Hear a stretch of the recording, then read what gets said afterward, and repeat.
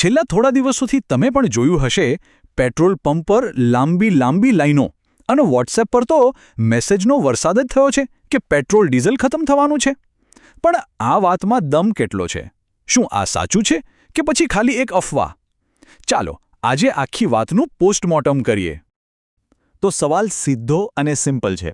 શું આપણે ગાડીઓ ઘરમાં પાર્ક કરી દેવી પડશે? શું ખરેખર ઇંધણ ખલાસ થઈ રહ્યું છે?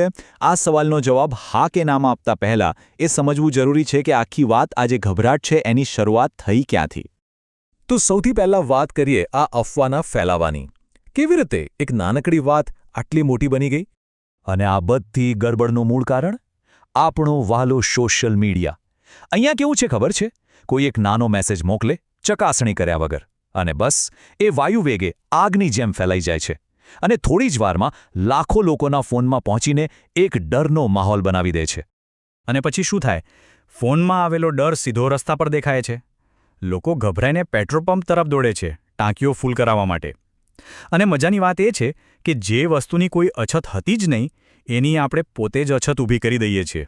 આને જ તો કહેવાય પેનિક બાઇંગ. સારું, તો આ થઈ અફવાની વાત. પણ હવે જરા સિક્કાની બીજી બાજુ પણ જોઈએ. ચાલો સાંભળીએ કે સત્તાવાર રીતે શું કહેવામાં આવી રહ્યું છે. જે મોટી મોટી કંપનીઓ આપણને પેટ્રોલ ડીઝલ પહોંચાડે છે એ લોકો શું કહી રહ્યા છે. જો અહીં વાત કોઈ નાની સૂની કંપનીની નથી.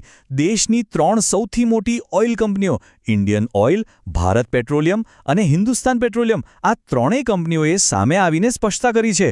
અને હા, આ કોઈ વોટ્સએપ યુનિવર્સિટીનો ફોરવર્ડ મેસેજ નથી, આ એમની ઓફિશિયલ જાહેરાત છે.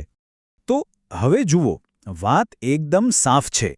એક બાજુ છે અફવાહ જે કહી રહી છે કે દેશમાં ઇંધણ ખતમ થઈ ગયું છે, અને બીજી બાજુ છે સત્તાવાર હકીકત જે કહે છે કે ચિંતા ના કરો, પેટ્રોલ અને ડીઝલનો પૂરતો જથ્થો ઉપલબ્ધ છે, કોઈ જ અછત નથી. પણ અહીંયા એક સવાલ ચોક્કસ થાય કે જો સ્ટોક પૂરેપૂરો હતો તો પછી આટલી બધી અફરાતફરી થઈ કેમ? એક નાનકડી વાત આખા દેશનો માથાનો દુખાવો કઈ રીતે બની ગઈ? ચાલો આની પાછળનું કારણ સમજીએ. આખી ગેમ છે ને 3 સ્ટેપમાં ચાલે છે. સમજો. પહેલું સ્ટેપ, ક્યાંક કોઈ એક જગ્યાએ ટ્રાન્સપોર્ટમાં નાનો એવો વિલંબ થયો.